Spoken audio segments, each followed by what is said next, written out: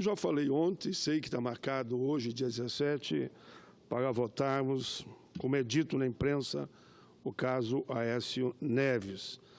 Já falei ontem, não vou repetir hoje, só deixo claro que entendo correta a decisão do ministro Alexandre de Moraes, que já aprovamos uma PEC que não permite, nesse caso, voto secreto, e votarei da mesma forma que sempre votei pelo caso Delcídio, Demóstenes, enfim, o próprio presidente Collor. Votei na época também, e como defendo o afastamento do presidente Temer, votarei também pelo afastamento para o devido processo legal. Isso não é um julgamento, é porque se instale o processo e se faça o julgamento.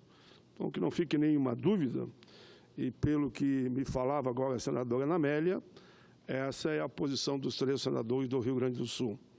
Não é nem um julgamento, é simplesmente estamos votando para que o processo legal aconteça. Queria cumprimentar os radiologistas, senhor presidente, e os dentistas do nosso país. Hoje de manhã tive uma audiência pública de um projeto que trata desse tema, projeto que apresentei ainda em 2008. O relator fez um substitutivo e os radiologistas, os dentistas, não estavam se entendendo sobre o tema, né? Cada um mantinha a sua posição. Fizemos uma bela audiência pública hoje pela manhã.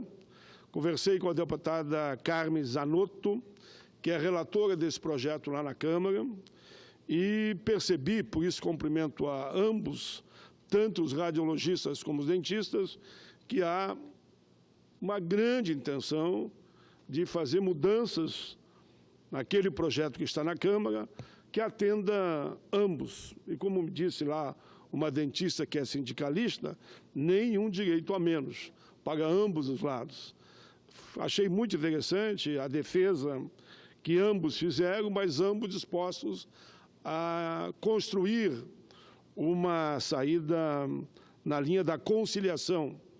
Eu vou conversar com a deputada Carmen, claro que ela é relatora na Câmara, ela que dará o parecer final, e o projeto voltará então para o Senado, já que ele foi do Senado para a Câmara. Então fica aqui meus cumprimentos, tanto aos dentistas como também aos radiologistas.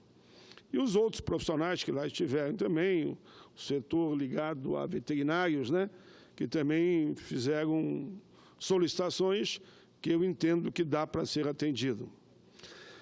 Quero também dizer, senhor presidente, que estou acompanhando com muito carinho, com muito respeito, a questão Uber e taxista.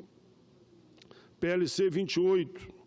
Nesse caso, havíamos conversado com as lideranças e para que fosse ouvida também a CDH.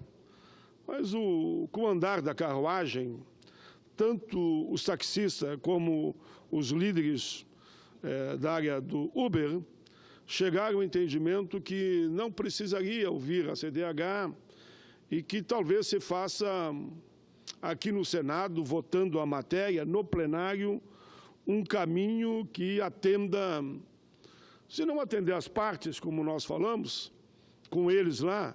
Me lembro aqui de Ulisses Guimarães, do seu partido. Ele dizia, olha, senhores senadores, não houve entendimento, vamos ao voto.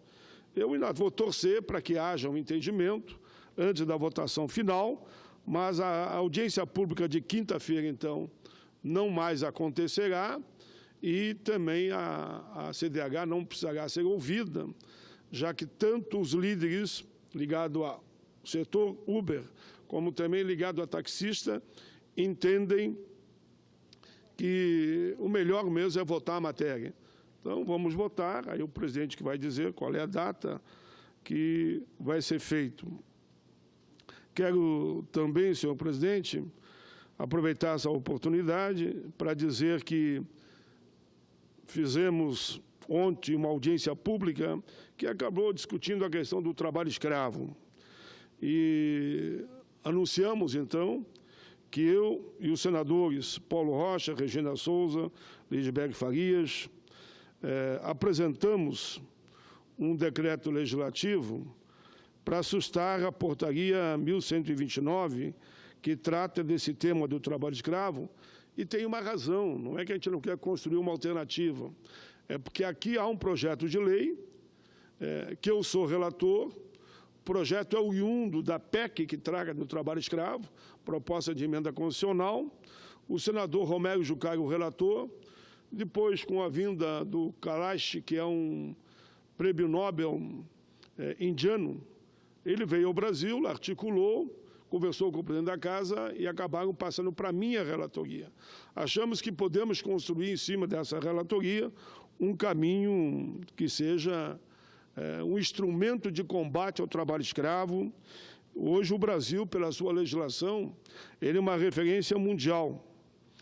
Por isso que inúmeras entidades se manifestaram, senhor presidente, contra esse decreto. A OAB de São Paulo, por exemplo, se manifestou da seguinte forma: a Comissão para a Erradicação do Trabalho Escravo, da Ordem de Advogados do Estado de São Paulo, vem manifestar por meio desta o seu entendimento sobre a mais recente norma sobre a Política Nacional de Erradicação do Trabalho Escravo. Na data de 13 de outubro de 2017, foi publicado pelo Ministério do Trabalho a portaria que eu aqui me referi. Segundo eles, a portaria, na verdade, desfigura a própria proposta chamada PEC do trabalho escravo, que foi uma ampla negociação que essa Casa fez. Então, eles estão já suscitando que seja revogada essa portaria e que a gente, então, se debruce sobre o projeto que eu estou relatando, que busca uma saída técnica, jurídica e, claro, vai proibir o trabalho escravo. Quero ainda, senhor presidente, nos últimos 2 minutos que tenho, não poderia deixar de falar sobre isso, senhor presidente. Recentemente, quando um atirador, um criminoso, assassino, matou 50 pessoas que assistiam um show nos Estados Unidos, eu vim à tribuna e deixei toda a minha solidariedade ao povo dos Estados Unidos. Hoje eu venho, da mesma forma, deixar a minha solidariedade ao povo da Somália. Por quê, senhor presidente? Um caminhão-bomba acabou matando 300 pessoas. Registro aqui meu sentimento de solidariedade à população da Somália, que sofreu o seu pior atentado de todos os tempos, sábado, dia 14 de outubro. Falo em 300 mortos e 350 pessoas feridas. 2 veículos-bomba explodiram com pouco tempo de diferença no centro da capital, deixando dezenas de cadáveres carbonizados, edifícios destruídos, hospitais lotados de feridos. Eu vi crianças esfaceladas pela imprensa, né? Foi uma crueldade, algo desumano, e eu pergunto a todos, até onde vamos com isso? Por que tanta crueldade? Um dos relatos diz o seguinte: é muito difícil se obter um número preciso, porque os cadáveres foram levados a diferentes hospitais e alguns foram retirados diretamente por seus parentes para serem enterrados, disse um porta-voz policial da agência France Press. Muitos morreram calcinados dentro de seus veículos particulares e ônibus quando atravessavam aquela área. Outros foram esmagados. No domingo, centenas de habitantes da capital foram às ruas da cidade e uma marcha convocando a todos a lutar, a se mobilizar contra a violência.